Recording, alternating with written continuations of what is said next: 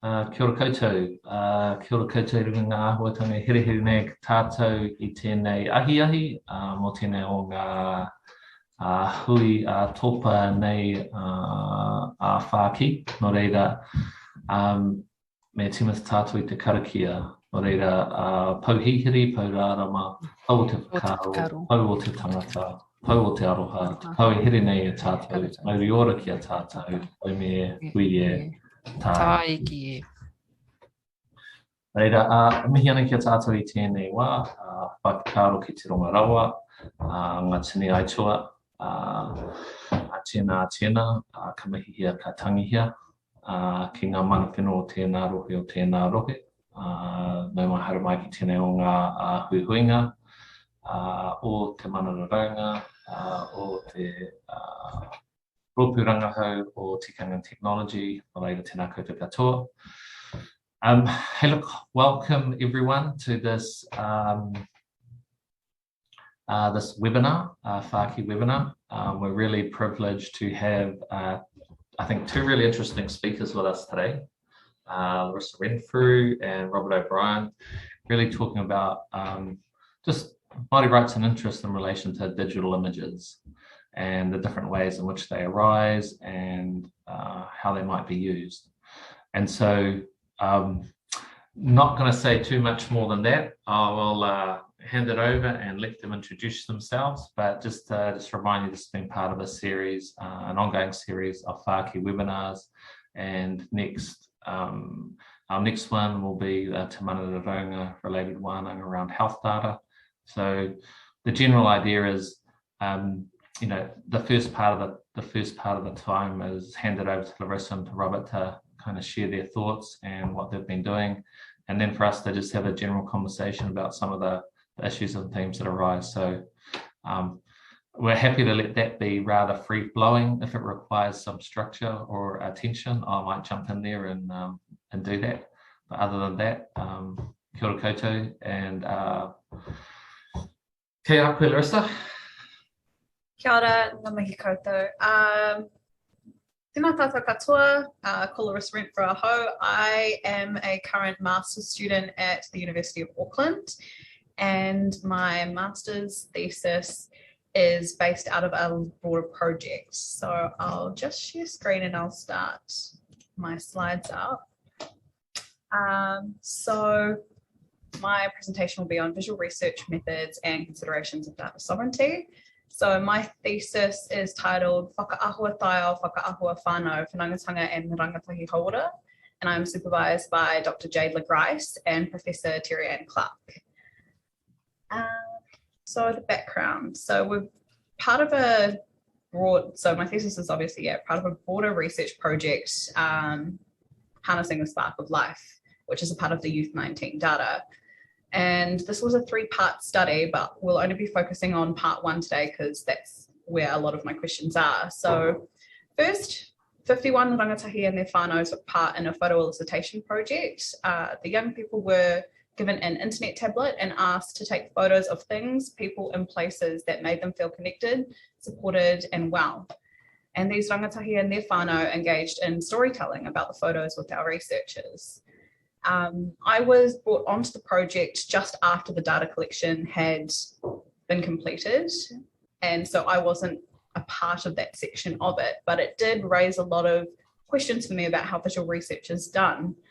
And while looking through the participant photos and reading their interview transcripts, I noticed that 1/3 of the 51 rangatahi had taken photos solely focused on the environment around them when depicting how their whānau supports their well-being. And that led me to consider how mātauranga Māori pertaining to the environment might play a key role in the rangatahi well-being. So just a bit of a brief background on visual research. So within the social sciences, multisensory approaches to research are powerful tools for marginalised communities to kind of express their everyday lives. And psychology and visual research methods provide representations that evoke deeper dialogue with rich descriptions of emotion and embodiment from a visual analysis that isn't always present when doing interviews just by themselves. And how does visual research and Māori come together? Well, Māori have been creating visual narratives for centuries. So it's a no-brainer to do visual research with Māori. Pūrākau is used in Māori research as a narrative approach to better understand Māori experiences, and in visual research spaces to describe legitimate Māori ways of talking about the stories contained within their photos. So how are we able to engage visual research in ways that further align with tikanga Māori? Well, Māori research begins from the heart and the inside, which is quite contrasted to the way Western research is usually undertaken with the outside in. These Western approaches have been quite divisive and taking and altering and misrepresenting Indigenous stories. So, utilised to better understand Māori experiences, we made sure that we took a kaupapa Māori approach, which is a non-deficit approach with the potential to avoid superficial issues and examine the deeper underlying issues, including the structural inequities that occur. So, our process, using a kaupapa methodology, Māori rangatiratanga over the research conducted by Māori for Māori, critiquing colonial processes and legitimising mātauranga Māori, and obviously the photo elicitation method of using images to elicit or evoke responses from participants. This photo elicitation method was also supervised by Dr. Shiloh Groot, who has done a lot of work with photo elicitation and homelessness before in Aotearoa. So Indigenous research is informed by three fundamental principles and interrelated, and they're all interrelated. So resistance, political integrity, and privileging Indigenous voices. Indigenous people have the right to expect to be written clearly and affirmatively into research by appropriate methodologies, including Indigenous knowledges and experiences. So with our process that we undertook as a part of the Harnessing a Sparkly Life project, we did an initial first meeting with the rangatahi where they were asked to take photos of what whanaungatanga means to them and the practices that are shared by their family.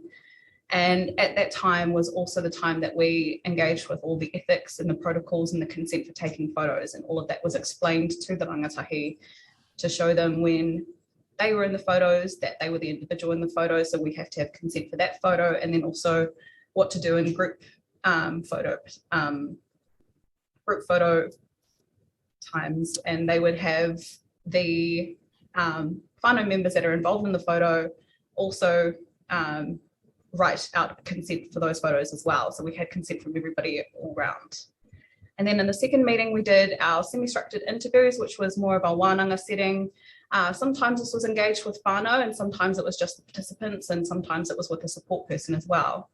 And so at the end of those interviews, we asked them to group their photos into corresponding tether points in regards to fit, healthy whānau, healthy me, being Māori.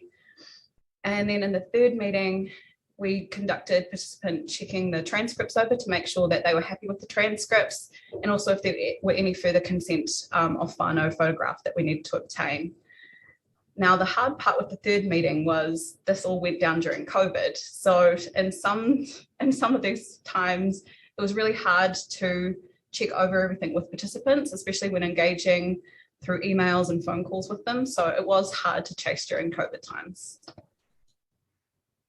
So I'm just going to give a couple of examples of how others have conducted visual research in Māori spaces. So Glenys Mark and Amohia Bolton wrote a paper called Indigenising Photo Voice, Putting Māori Cultural Values into a Research Method in 2017.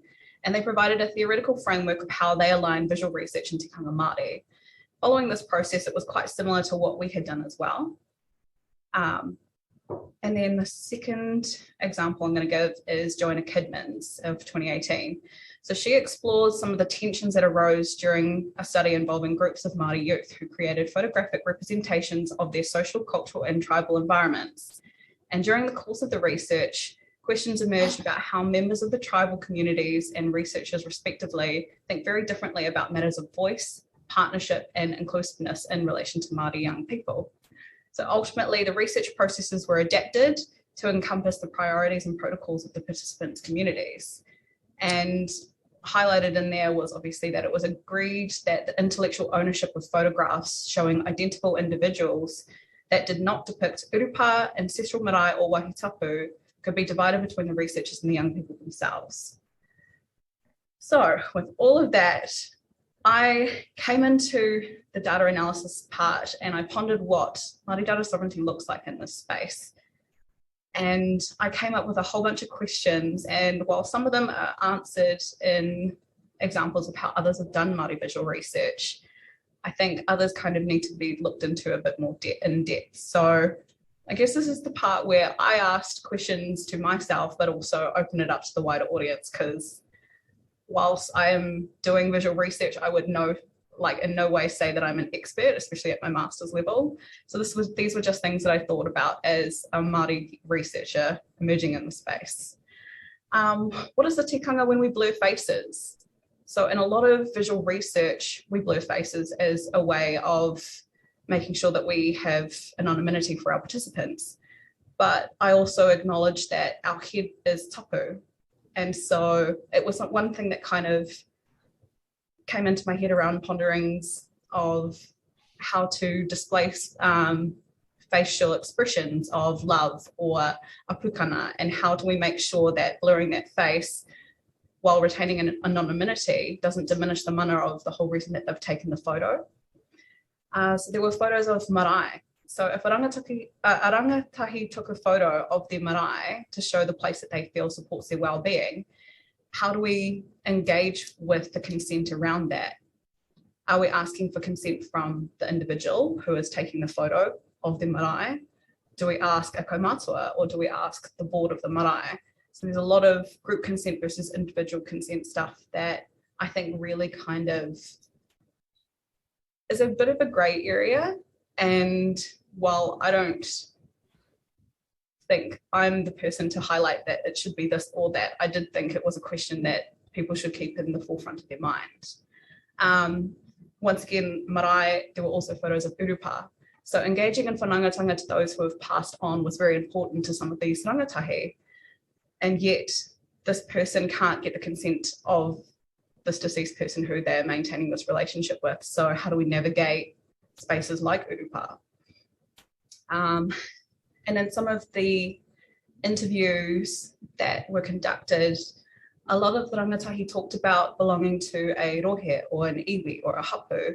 And so when the rangatahi give rich accounts of what whanangatanga means to them, sometimes they were giving locations and talking about those locations. So how do we navigate anonymity if a rangatahi, say, talks about and has a photo of Waikato awa, and they talk about their relationship to that awa? How are we making sure that we're giving these participants the right to anonymity without erasing that identity that they stand quite firmly in? Also carvings, how do we navigate the IP of photos and where and how they're used when carvings are quite individualistic accounts of things? So I had a Koro's walking stick, and this participant had taken a photo of that. But how do I navigate the anonymity of something like this and maintaining and preserving that when those carvings are very specific to that walking stick? There were also photos of people who can't give consent. So in certain instances, there were rangatahi who had taken photos hanging up on a wall, and then talking about how Nanny so-and-so had passed away, but here's a photo of her, and this is and she meant so much to the whānau. So it's navigating those slightly blurred grey lines. And then how is the data protected, and what happens after the project?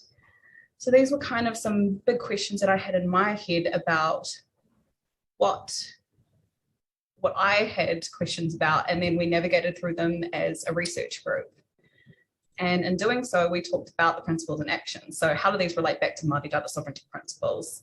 And so I've taken some of them that you can see, and I've kind of highlighted them throughout my presentation around obligations of balancing rights of individuals and the collective benefits of things, and kaitiakitanga.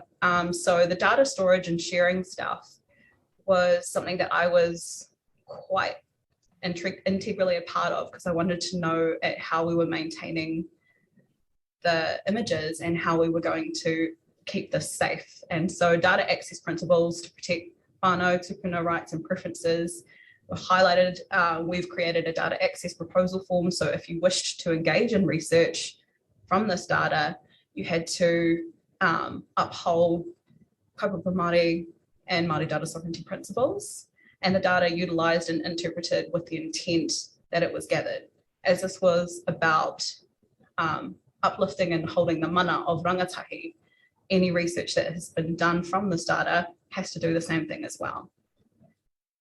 And so if you want to look at any more of the Harnessing the Spark of Life data, you can head over to the Youth 19 website, and they have a specific Rangatahi Māori tab that have some of our resources and our papers that were created from the data to support Rangatahi Māori. And that's all I have. Kia ora. Kia ora. Larissa, very interesting.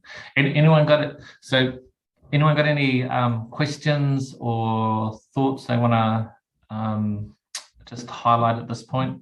I mean, the other thing to do is, if you have got questions and things, you can just put them in the chat and we can pick them up later on as well. But just leaving a bit of space if anyone's got a burning question here. Kia ora, I have. Thanks, Larissa. I just wanted to know what your research question was. My research question was, how does Te Taiao support hauora for rangatahi? So because of the photos of particular environments we've taken, my question was around how does this relate to whanaungatanga, and then how does that in turn support the hauora of rangatahi Māori? And so how did you connect Māori data sovereignty to that? So Māori data sovereignty was connected to that as I engaged with my analysis and ensconcing myself in the data. I thought about the ways that the rangatahi had taken these photos, and then I also looked at a lot of the consent forms around the photos, and that's what kind of made me think about who owns these photos and the consent around them, and then that's how Māori data sovereignty kind of merged its way in there. Okay, thank you. Ta. Any other questions people have now? Looks like we're just going to put a hold on that, but thanks, Larissa. It's interesting. I've put some notes down here and I'll get back around to those later. Kia ora, Robert. Kia koe. Kia ora. Right, I'll just share my screen here, if I can find the right one. That's always a good question. Ko Robert O'Brien, I hope. I'm just going to talk pretty quickly about setting the scene, and also probably try and address some of the points that Larissa made about what's going on as well in this talk. And this is what I'm going to talk about is fundamentally quite a new project that has been recently funded by Taonga, Ministry of Cultural and Heritage, and also the Kadano Catalyst Community Treasury work. It is more framed, I frame a lot of this, and I'll talk a lot about this in terms of provocation, which is how do we get people to actually address or talk about some of the questions that Larissa has actually made and brought together, and how do we propose, or at least propose, a new architecture of doing that, and possibly one that will cause contention, which is quite a good thing, I think, because it will get people thinking about stuff. So what I'm going to talk about here is Tomo, but before I do that, I wanted to talk about, just set the scene a little bit, okay? In particular, looking into the future, although this is very much upon us right now. This was a quote from William Gibson in Rolling Stone's 40th issue in the early days of the 90s, early days of the internet. And the key point here was he was going to say, in the future, the distinction between cyberspace and that which isn't cyberspace is going to be unimaginable. Now, for a lot of our rangatahi, that future's already here. They don't really make a distinction any longer about that. So that's a really kind of important thing to keep in mind, what time frame, what generation are you in? Because in fact, if you've only grown up with mobile phones and the internet, you don't really know anything else. And if you spend a lot of time playing video games or on social media and things like that, the real and the virtual is indistinguishable. So this is another quote from Mark Weiser, which is really important here, because it says when it does become indistinguishable, it disappears. And if we're not careful, that control, the power associated with that disappearance becomes very real. And we don't realize it until it's too late. And those two quotes together are talking about something that is really upon us now. When they first came out, a lot of people were thinking about what the heck were they talking about, because most people weren't exposed to the internet, let alone mobile phones in our pockets 24/7. So I really wanted to take the title of this talk and just deconstruct it a little bit in that context of that stage setting. First of all, looking at what is digital whenua? What is our digital environment? And in this case here, it's been created, but like a lot of the points I think Tahu Kukatai has mentioned to me several times, was that data is collected about us, but not for us. And in many respects, if you consider the Facebook scenario, it's been collected about us, but not for us. Except now no longer does that apply just to Māori, it applies to pretty much everyone that uses Facebook. And so in this digital environment, what we're talking about is not necessarily just cloud computing, but it's all these terms like cloud computing, IoT or Internet of Things, or the algorithms and artificial intelligence, all of that. That's our environment. And more importantly, what it is really about is actually information. Okay, it's an environment of information, a sea of information about us, what we do, where we go, who we are, all those sorts of things. In a sense, it's about our image. Now, most of us, when we talk about an image, and Larissa was talking about an image here quite literally as a photograph, but to a computer, it's just a whole lot of binary bits. And more fundamentally to computer systems, we can descend all those binary bits down to a name, which becomes our identity. In this case here, that's a cryptographic hash of that photograph that can be used to identify me wherever I go if I wanted to do something like that. So fundamentally, when we're talking about our image, we're actually talking about our identity, who we are, where we've been, what we've been doing, how we relate to things. And Larissa was very much talking about some of those things in terms of coming through in the photograph.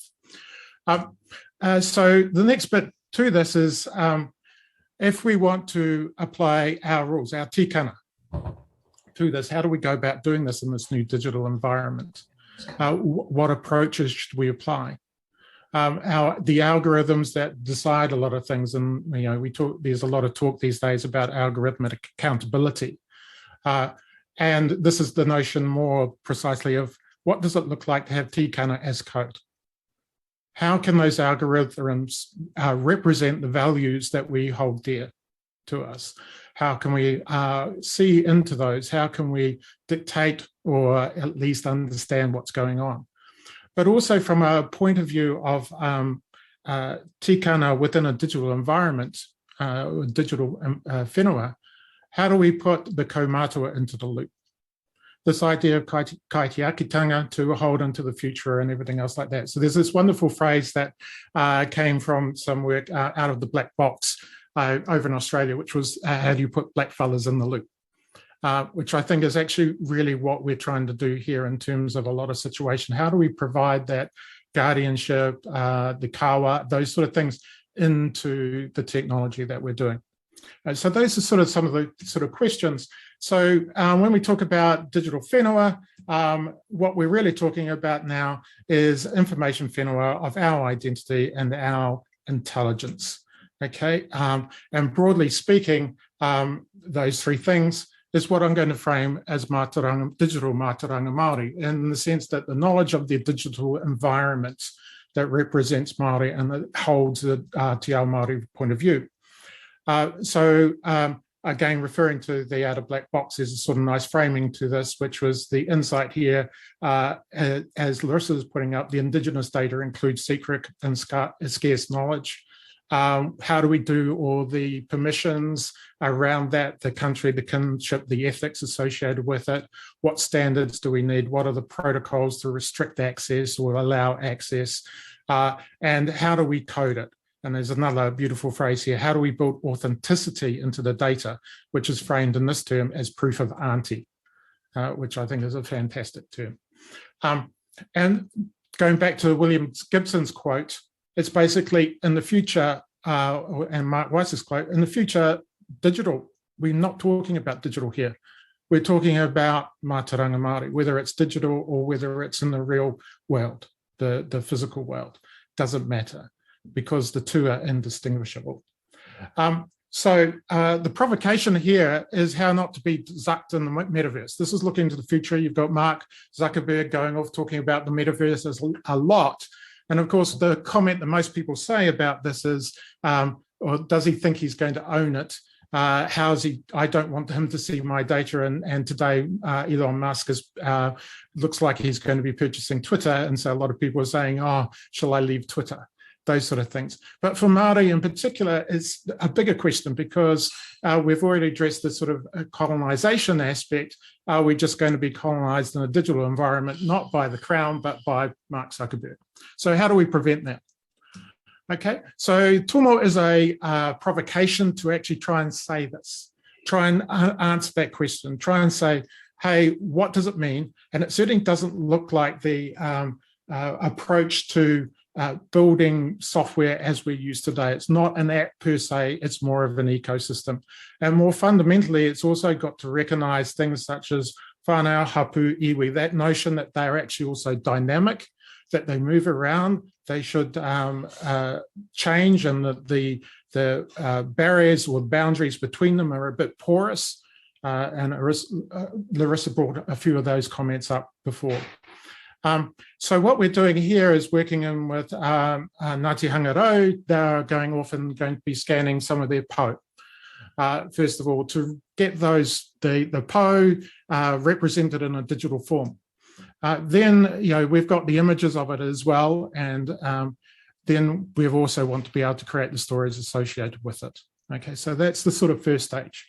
What we're then doing is wrapping those all up in a particular piece of technology, which includes a blockchain, part of which is referred to as NFT. But we're wrapping that up in a way that enables us to follow the rights of a piece of work. Now, it doesn't matter whether it's a photograph or a 3D scan of a po or it's a DNA sequence or anything else like that, because to a computer, it's all just data. What we're expressing is here, the broader question is, how do we represent collective intellectual property rights or Māori property rights? Right?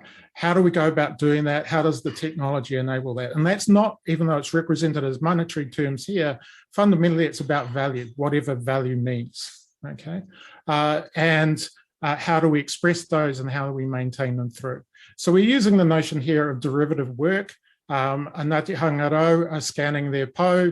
That is then being used by the Tuatara Collective as part of their story, performance artwork the Moana Moko are performing.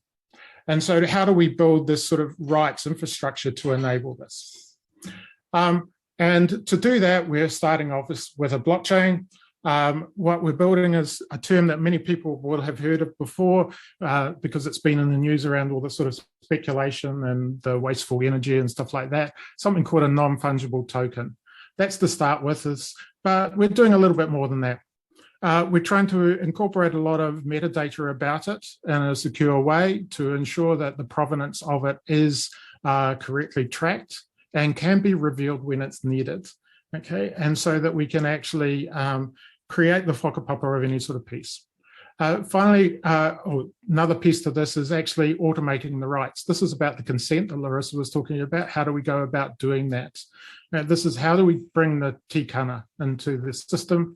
And then in order to actually represent that chain of relationships that are going through, and also the reuse to capture value as well as redistribute value, we've got this notion of an idea market. This is, you could take the notion of shares in a piece of work, and people have shares in that and therefore have the rights to a set of rights, but fundamentally distribution rights. And this may be going back to the hapu, for example. And finally, the last bit on that, I'm not sure why it's not coming up, is that those idea markets also actually fund scalable agreements. This is a litigation fund. So it's one thing to have the information collected and have rights expressed, but if you can't enforce those rights, and if you don't have the funds to actually enforce them, then no one's going to really care. So how do you actually fund litigation in the Western notion of intellectual property in order to actually give weight or meaning to the work that you're actually trying to do? And it's a simple sort of example of how it can be actually realized. This is a prototype I did many years ago for Tauranga Library. But the idea here, it might be represented as a website, but then you have the ability to say buy a print, and the rights may go with it. That print could be a purely digital print, that could be a physical print, those sort of things. But also importantly, that the tikanga is represented in a way that are human scalable, and that's where the TK labels come into it, to get that sort of idea across that can be actually enforced by the code down. So that's fundamentally what Tomo is doing. It's pretty early days at the moment, but go from there.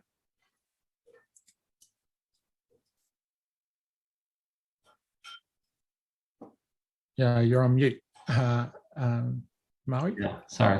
Just saying kia ora, thanks for that. Yeah, that is so interesting. Okay, open for questions. So, really the whole idea now is just people feel that they can turn the camera on, and we'll just discuss some of the issues that they might have had or questions they have arising from these two great presentations.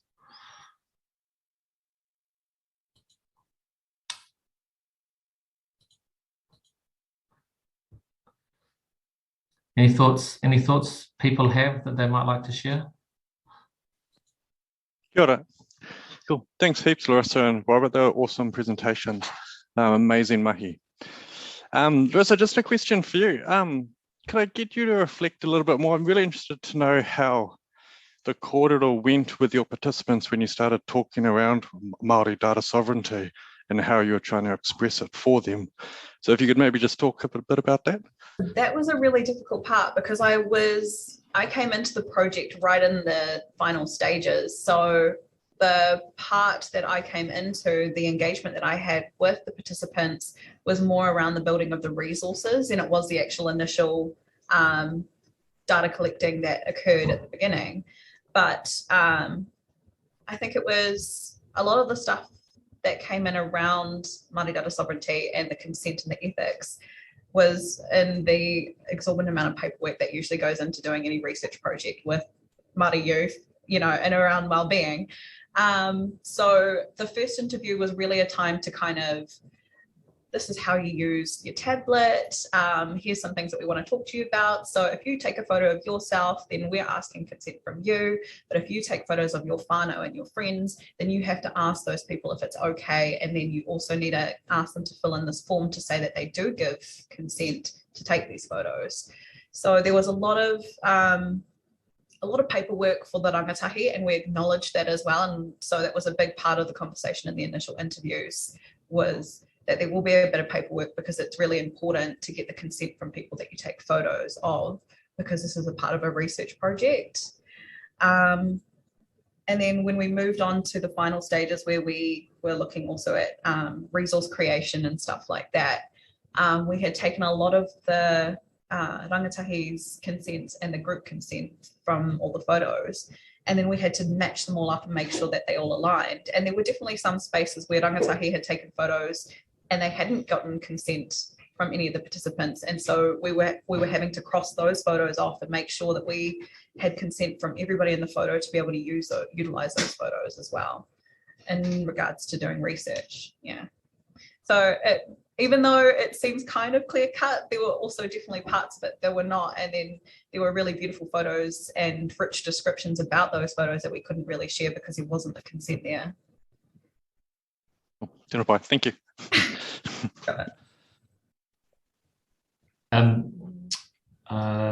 Just as you're sort of talking about that, there's, it certainly makes for interesting to think about what the role of consent is in relation to thinking about Māori data sovereignty and the places where there's certain places where consent is required, and usually it's at kind of beginnings of projects.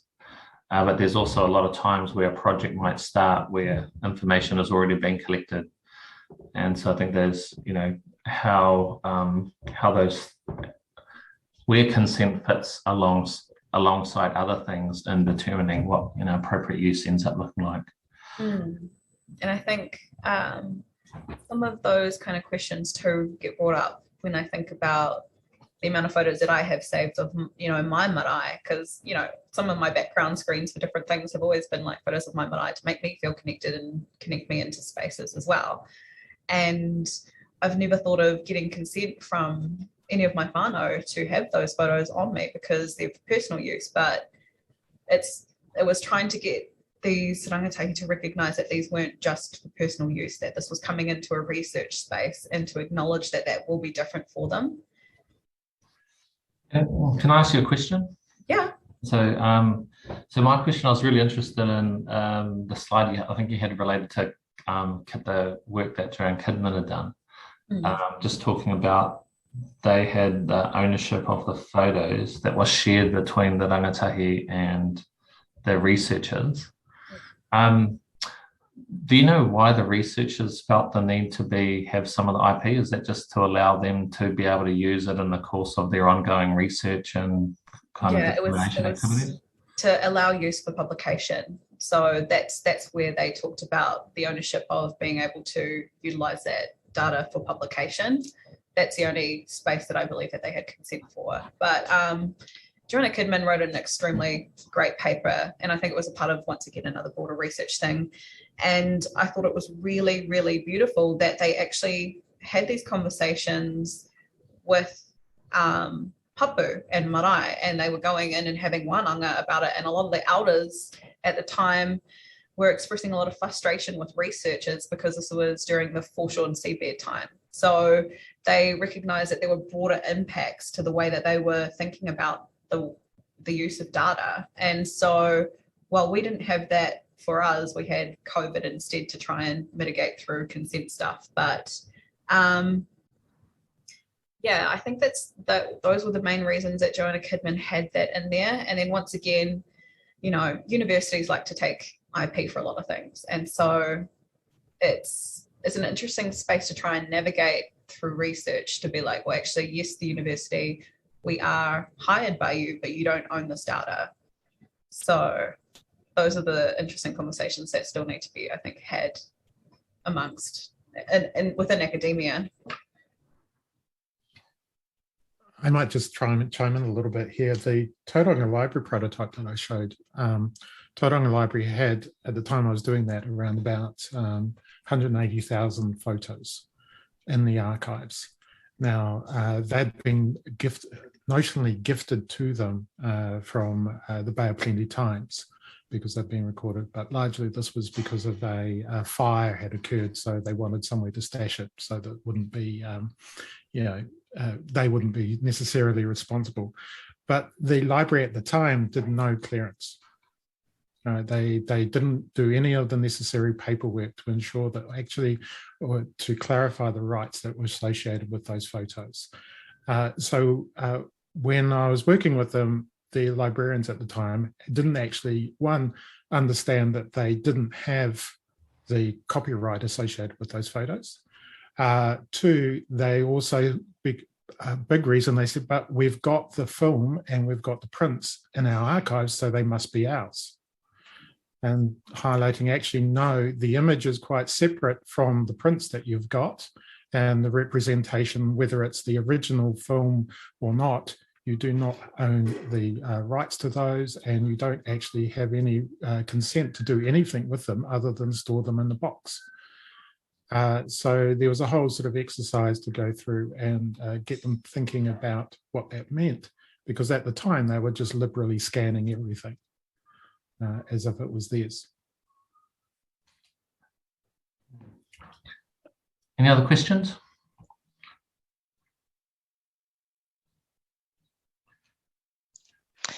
Kia ora koutou. Tēnā koroa, Larissa and Robert. I really enjoyed your talks, and I've got a lot of thoughts going on. But in the weekend I was at a marae, and they had signs outside saying you weren't allowed to take any images of the wharenui, urupa, or on site at all. And I was wondering, I guess this is a question for everyone, is do you think, or do you see that becoming our future with our marae and no longer being able to take images? Kia ora. Great question. I'll turn it over to the panel. Okay, I'll have a little go here. Will it be the future? I mean, obviously, they're completely within the right, the hapu's completely within their right to say whether they want photos taken or not. And they're completely within their right to even say, yes, you can take photos, but you need to attribute us in some way. But what happens is there's no mechanism to do that at the moment. It's not easy to do the attribution. It's not easy to find out how you should associate things. It's not easy to go off and say, put your traditional knowledge labels on in terms of around the years. So it's quite viable for a hapu to say, yeah, you can take photos, but you must put this TK label associated with it. The tools and stuff for us to do that aren't easy. Instead, it's a lot easier for me to go onto Instagram or to go onto my mobile phone, take the photo and just share up to Facebook or whatever. And not even think about the idea that when I do share up to Facebook, effectively I'm giving all the rights to Facebook to do as they please because of the terms of services. Is it our future that everything will be blocked? That would be really problematic if it does happen, because fundamentally, as an embodied culture or knowledge system, we gain knowledge by participating and learning and interacting with various aspects of our culture. So by limiting the use of photographs or any other sort of experiential aspect, you're actually limiting the ability for both Te Ao Māori and also the Mātauranga to be able to be spread. So that's really problematic on that front, which is why, you know, the ideas of trying to address very much the questions of what Larissa was talking about in terms of how do you do consent, how do you make it easy to collect consent, how do you actually do that is quite a tricky question. And how do we do it technically is an even harder question that most people don't really want to address. Because it's not an app, it's not a quick win product or something else like that. I'll just add a little bit here. Oh, do you want to jump in, Larissa? No, you go first. Okay. So it just got me thinking about the difference between sort of like coordinated activity and like I don't know, social activity. You don't know when some of the work that had been done at the university working with Whāki around putting together a digital library or digital archive. And when they were initiating that project, they had put a lot of kind of controls in around it, you know, sort of a lot of different tikanga and things about what access was looked like. And, you know, you had to get passwords and all things like this. And then, but once it was in place, they actually realized that they did want it to be accessible to their whānau. Most of them were kind of away. And so they realized that the putting in place a lot of controls actually wasn't meeting the outcomes which they had. And, you know, thinking about some of the things we're doing at Whakatohi with a Waiata app, a Taku Hikoi app, now that we can feel, I think because we feel like we can have more control over what happens in that space, that kind of digital whenua, we're more comfortable about, I mean, I think we're still wanting to put things in place that we'll be able to use, whether it's TK labels or other things, but it just will probably become comfortable about working through environments in ways which Robert says, as well as more kind of open public spaces too. I guess all I really had to say was to tautoko both now, Robert and Maui, that while I can understand the reasons why marae and hapu are putting things into place to be like, please don't take these photos, because a lot of the time when we are taking these photos, it is to put up on social networking sites.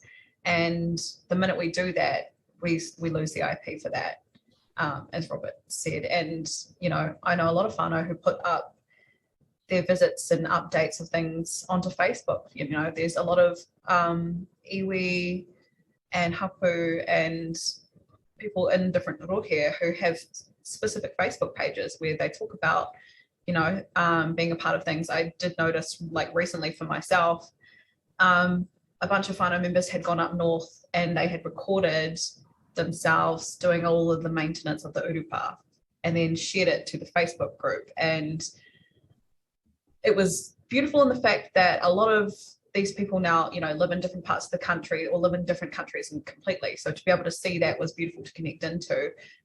But then I also thought about the fact that now Facebook own the videos of our urupa, and that didn't sit right with me either. So it's trying to navigate those spaces, and I think collectively navigate those spaces.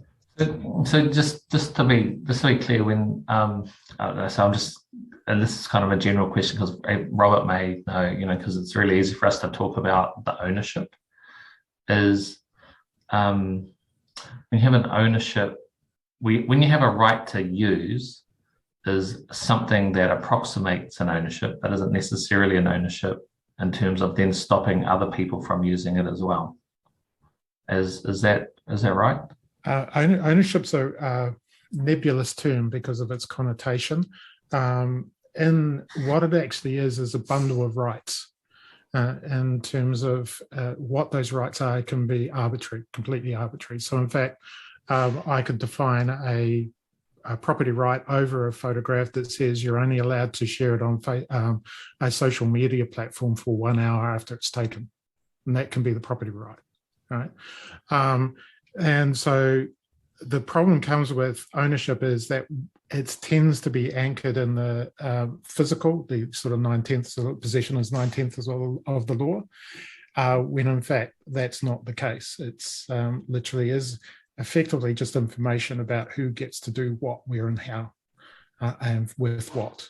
And so the music industry is a very good example of this, whereby you've got all sorts of different rights expressed when you've got the composition rights, you've got the mechanical recording rights, you've got the performance rights, you've got the sync rights, all sorts of different layers.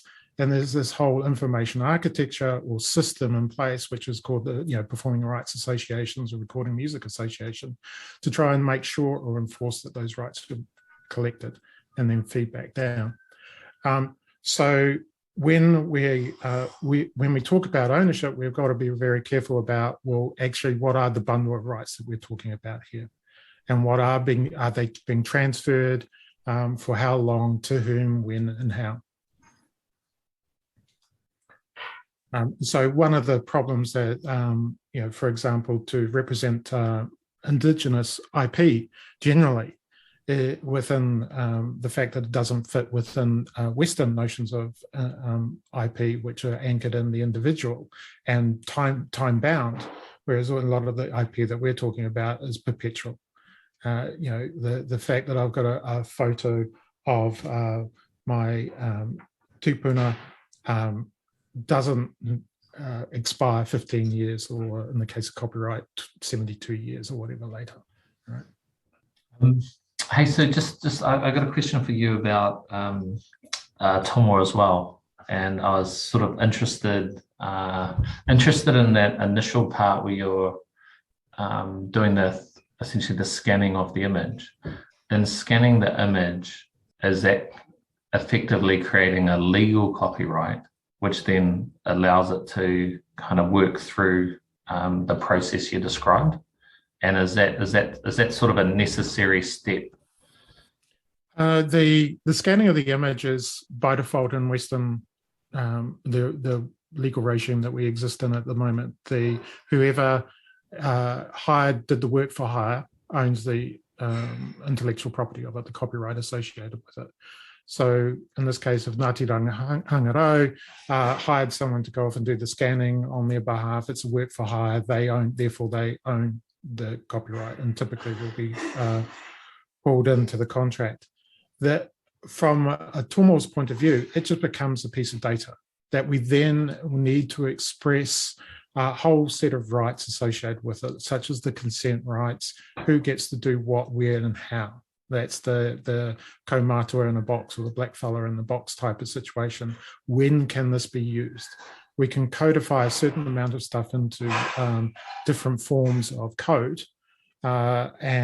but ultimately it's the kaumātua that should have the right, or at least some sort of notion kaitiakitanga, to ensure that the use is appropriate. And so how do we bring that kind of stuff into it as well? So in answer to your question, is the scanning a necessary part of the Tomo work? No, it's just a piece of data.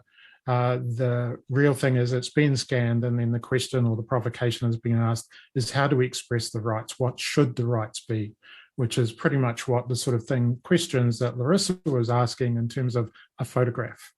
We'll have the same thing, same set of questions, whether it's a photograph, whether it's scientific data, about the environment that has been collected by people of the hapu, whether it's medical history, those sort of things. They're all really just data that we need to wrap consent around. All I'm doing within Tomo is saying, well, this is something people could understand. People can understand a photograph, they can understand a piece of artwork or a performance because it's real to them. So by bringing those in, can we then say, what do you need to understand to have exactly these sort of conversations we're having right now, which is, what are the rights that you want to do over this? And the second bit, or the third bit to that, is really that gets engagement, because we can go off in consent, but honestly, most people won't pay too much attention to it. It's too much work. It's a lot of work. But if you can say, well, I need to get your attention. Let's say you could potentially earn a bit of money for your hapu here by doing this in this digital environment, right? That's the value coming back down. And so that's giving it a bit more realism in terms of what could be achieved.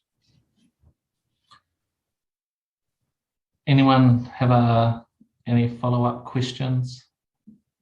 I'm trying to leave space rather than just not keep asking my own questions.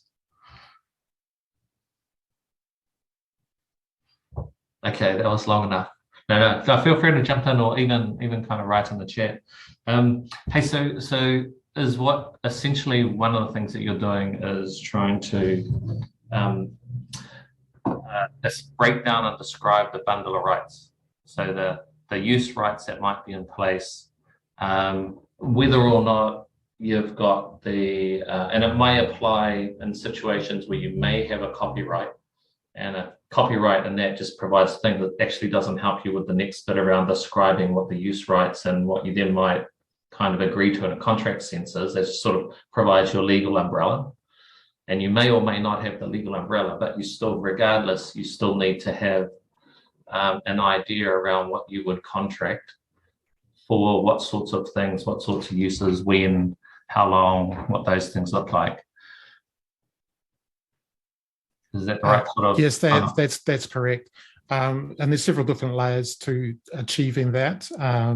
The main sort of way of thinking about it is you've got the application technology, which is what we would think about as like a website or a mobile phone application.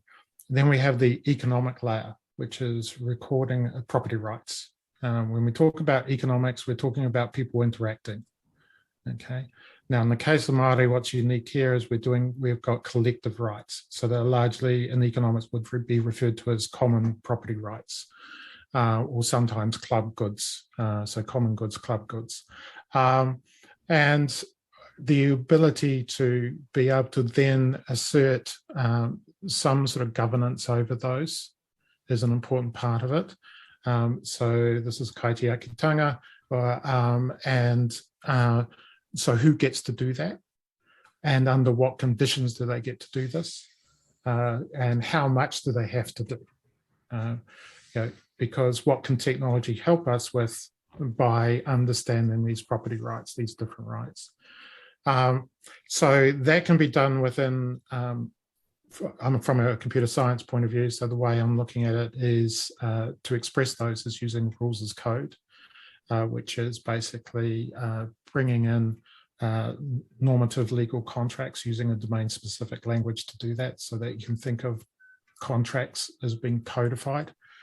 And then the sort of final layer above that is the individual, as who gets to do what, who is the kaumātua, who can contribute to what's been done, who owns what, where, and how. And that's all, how do you manage the collective rights? So that's a digital identity question. Very, very fascinating. So I see we're getting towards the end. I do want to say thank you to both of you, but also want to give you a bit of a space for any final reflections now that you've also had a chance to hear your colleagues speak and hear the different sorts of conversations. Is there, what are you going to take away from this, Larissa?